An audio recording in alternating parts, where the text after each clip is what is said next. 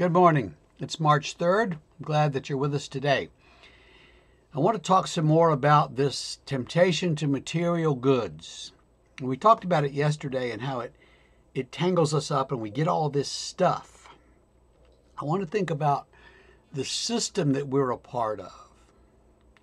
Because apart from a very few of us, we really don't know how to grow our own food. I mean, we could make a little vegetable garden. Maybe we could grow some tomatoes or something, but we don't really know how to do that well and have a variety of crops. And even if we had animals available to us, and we typically don't, we don't know how to kill and dress an animal and use its fur and things for clothing and eat the meat, preserve the meat. We might be able to get a hunk of meat and cook it. But that doesn't keep us fed for the winter. And speaking of winter, where are we going to get firewood? I mean, our suburban neighborhoods will be denuded of firewood very quickly. And then we'll be tearing down other people's fences and burning our books and things. We live in this system in which we depend on the system, the stores, to provide food and clothing and shoes. And because we have to get to the store, we need an automobile. And most of all, we need electricity. I mean, just look at what happened in Texas last week and you'll understand that. So we live in this system and we can't escape it.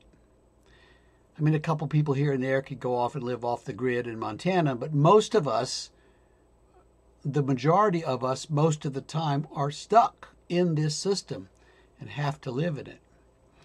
Have to depend on it and have to participate in it. So it's easy to say, well, man shall not live by bread alone. But in fact, we have all these things that we have to have. Now, the other end of that verse, one shall not live by bread alone, but by every word that comes from the mouth of God. And so we have to live in this system. We don't have to live in the system alone. It's not the entire expanse of the universe. God is much bigger than our world. And so we should direct our attention to God's world, to God's word, to God's view of things, and see that our participation in this system is a small part of the totality of our lives. I think if we keep that in mind, then we do well.